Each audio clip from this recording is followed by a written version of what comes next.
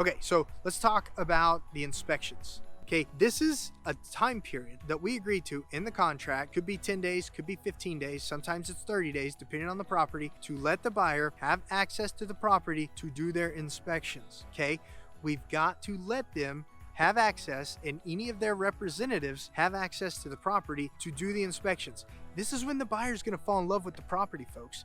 This is when they're going to be like, I am so glad I made this decision to buy this property. This is when they really fall in love with it. This is when they bring their friends and family over to look at the home with them. Now, usually the first day of the inspections on homes does a home inspection and termite inspection, usually. Sometimes inspectors go ahead and have the ducts scoped if the ducts are in the floor, or they go ahead and have a roofer come over and check out the roof too. If during investigating the house they saw like a crack right up the middle of the wall, they might have a engineer over also to look at the foundation to see what is needed to be done to correct that giant crack going up the wall. It's Oklahoma, got red clay, houses settle. It happens. Okay, that's why you want to water your yard at least once a week all the time so that the moisture in the clay soil stays the same. That's what home inspectors have told me. Don't shoot the messenger. That's what home inspectors have told me. Full disclosure, I'm not a home engineer, okay? So let them do those inspections. Now, if there's times we need to block off and say absolutely no inspections on this day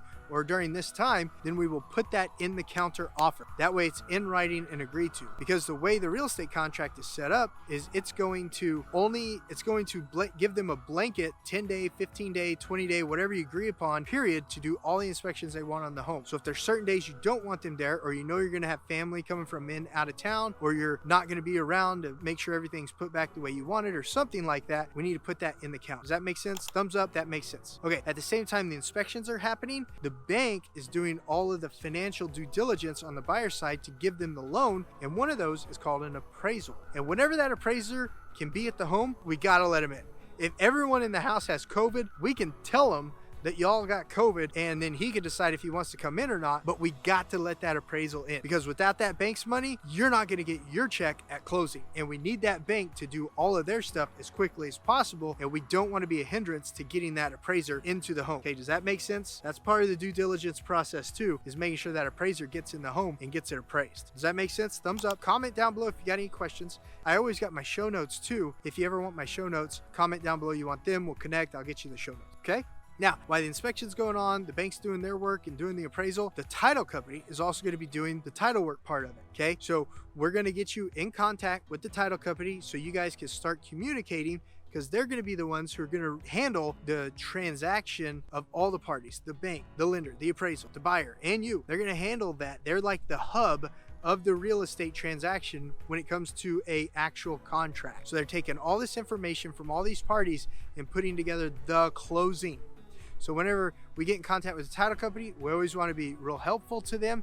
If they say something's on the title report, we got to work to get that cloud cleared up. If there's a cloud on the title report, like some sort of weird student loan judgment, or if there were deferred payments during the pandemic that we need to get caught up and negotiated, we should have known about that at the beginning of the transaction. But if something shows up on the title report while we're in the transaction, then we got to get to work on it ASAP. You know, if there's any liens on the property that we weren't aware of, like if there's some back HOA payments that we just forgot to pay, then we get in touch with HOA and we make sure those payments get paid. Okay, does that make sense? And those are seller things that I was talking about. Does that make sense? Thumbs up. So we talked about inspections, we talked about the bank and the appraisal, and we talked about title work. The other thing you want to be aware of is the buyer may have a survey done on the property. So someone's going to show up, usually in a bright yellow vest, and they're going to be looking at the property. Don't run them off. 50% of the time we know when the surveyor is going to be there, but 50% of the time we don't. They need to look at the property and make a measurement and say, yes, this house is on the right legal description and this house is actually here. That's what they're there. They're working to help you as a seller get the buyer to buy the property. So don't run them off. Let them do the survey. Okay, 50% of the time we know when they're going to be there, 50% of the time we don't. Now, if the buyer has a really good home insurance agent, the home insurance agent might look at the house too. The appraiser, the inspections, we'll always know when those are going to happen. We'll have to schedule those. But if there's someone outside looking at the roof or the trees or something like that for insurance purposes, you can always confront people and ask them, hey, may I help you? What can I help you with? And if they tell you they're there with the insurance company, that's typically true. You're selling your home. The buyer has to get home insurance. Some insurance agents are amazing and they want to go look at the home and make sure there's nothing that's going to come up after closing. Because Oklahoma is a really weird state where they could just write a blank 30-day policy and say everything's good. And then after closing, they actually come look at the house, which is really backwards. And then they say, ooh, well, we're going to drop your coverage unless you do A, B, and C. Really weird situation with insurance companies in Oklahoma. So if you've got a good insurance agent who comes and looks at your house before closing, that's a great thing. That's awesome, awesome, great thing. Does that make sense? Thumbs up. Thumbs up if that makes sense. Thumbs up if you think that's weird too, that insurance companies could just say, yeah, I'll give you insurance, and then within 30 days notice say, ooh, we're not going to give you insurance. That's really weird. That's really annoying. So you always want to make sure your insurance company is 100% on board, or the buyer. We're talking about the seller side, so we don't have to worry so much. But if you're selling a home, you're typically going to be buying a home.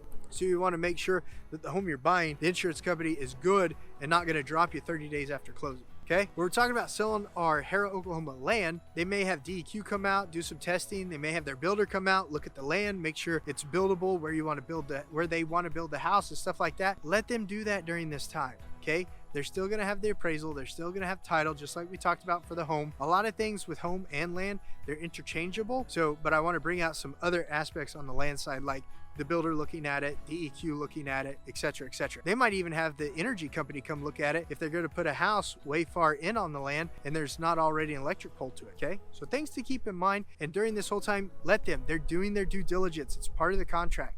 It's going to help them be more happy with their purchase and help them be more happy at closing. And if both parties are happy at closing, you as the seller getting your check and the buyer getting the property, it's going to be a great closing. It's going to be amazing. Okay, after they do all their inspections and stuff, there may be some more negotiation. Okay, the real estate commission contract leaves a little bit more room for some more negotiations in regards to if there are repairs or if something was found on the property that they didn't know about, that you didn't even know about as a seller. No one would have known about unless there were actual inspections. So there may be a little bit more negotiations. But if everything's good, if the house is good, there's no big repairs, no crazy, scary safety stuff show up, then you're going to have a smooth transaction. There may not even be any repairs. If everything was good with the land, the builder's like, yeah, I can build the house there. DEQ's like, yeah, your perk test is great. You can do whatever septic system you want. Then it's going to be perfect. It's going to be great. But during this part of the transaction, during this part of the real estate purchase contract, you know, it's a little pins and needles. It's a little like, ooh, what'd they find? What'd they find? Just sit back, relax, let everything work through its process, work through its timelines, and then that's going to set you up for a great step number 7, which is preparing for the closing, doing all the finalizing of everything right before the closing. And that's going to be what we talk about. Next video is step 7, preparing for the move, preparing for the closing is step 7 on the video series. So if you enjoyed this video today, please consider giving it a thumbs up. Also consider subscribing to the channel. Check out some of the content on the channel. I think you'll enjoy it. I'm a little biased because I made it all. And as always, when you're thinking about selling your Harrah, Oklahoma home or land, the group of agents over at eXp Realty and I are absolutely here to earn your business, and that's what we would love to do, help you accomplish real estate goals. All right, guys, I'll see you on the next video.